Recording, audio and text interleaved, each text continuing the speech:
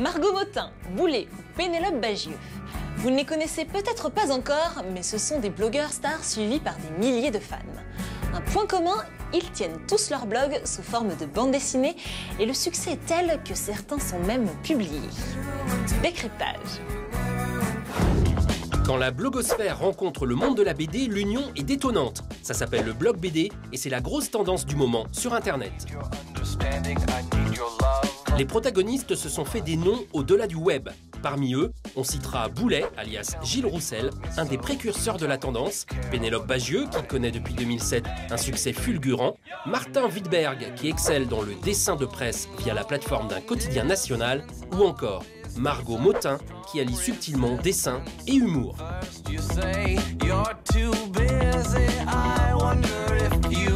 Ceux qui ont démarré, c'est une catégorie d'auteurs qui étaient jeunes, qui avaient souffert de ne pas avoir d'atelier et qui se sont dit tiens, sur Internet, je peux être connecté à d'autres auteurs, leur montrer mon travail et avoir un retour assez rapide.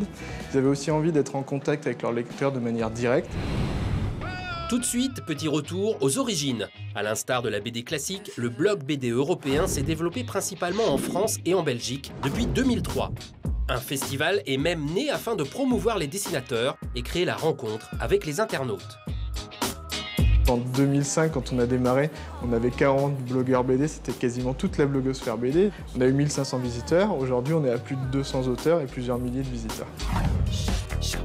Parmi les acteurs de la blogosphère, on discerne deux catégories. Ceux qui se sont fait connaître par le biais d'Internet, comme Madi Martin, et ceux qui étaient déjà connus dans le milieu BD, comme Boulet, mais qui ont démarré une nouvelle carrière à travers le blog. Le style narratif qui a la cote en France est celui de l'autofiction. C'est le parti pris des deux blogueurs que nous avons rencontrés et qui nous parlent de leur travail. C'est pas vraiment ma vie, c'est pas vraiment mes amis, mais forcément, comme c'est de l'anecdote de vie quotidienne que les gens peuvent partager, on appelle ça de l'autofiction. Ce qu'on raconte dans un blog BD, c'est laissé à discrétion, j'ai envie de dire, c'est-à-dire que chacun raconte ce qu'il veut. Les choses que je raconte sont souvent effectivement parties d'un brin de quotidien, mais partent complètement dans l'imaginaire, dans la fiction. Avoir un rendez-vous régulier avec ses lecteurs nécessite une grande dose d'imagination.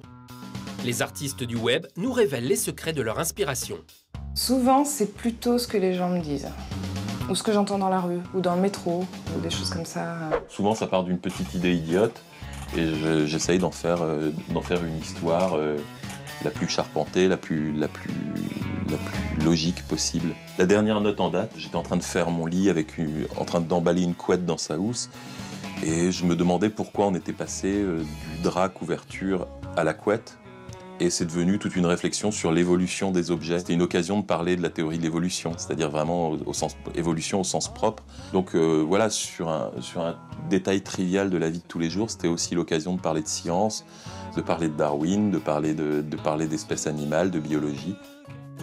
Écrire une BD pour Internet diffère nettement d'une BD classique. Les formats changent, les méthodes de travail aussi, et dans ce domaine, à chacun sa façon de travailler. Le blog, c'est des carnets de croquis que je travaille toujours avec moi et de temps en temps, je fais des pages dessinées directement à main levée et souvent coloriées, paradoxalement, de manière beaucoup plus traditionnelle finalement. C'est-à-dire que autant sur les albums classiques, je travaille beaucoup à l'ordinateur pour la couleur, autant pour le blog, j'ai vraiment plutôt tendance à travailler à l'aquarelle, au crayon, sur papier, quoi, tout simplement. Madi, quant à elle, procède par étapes. La majeure partie de son travail se passe sur ordinateur. Donc les croquis, généralement, ça se présente comme ça. C'est du crayonné papier que je scanne. Je mets mes crayonnés en place, en hauteur. Ensuite, je rajoute le texte que j'ai écrit dans mon carnet juste avant. Ensuite, j'encre. Alors, à l'ancrage, par exemple, je peux modifier pas mal de choses, des fois des expressions. Et après, une fois que j'ai ancré, donc je peux virer, j'enlève mon crayonné et je mets la couleur. Là, je mets mes éléments de décor qui sont généralement pour le blog sont très anecdotiques, qui permettent juste de situer les personnages. Voilà, ma note est prête. Hop.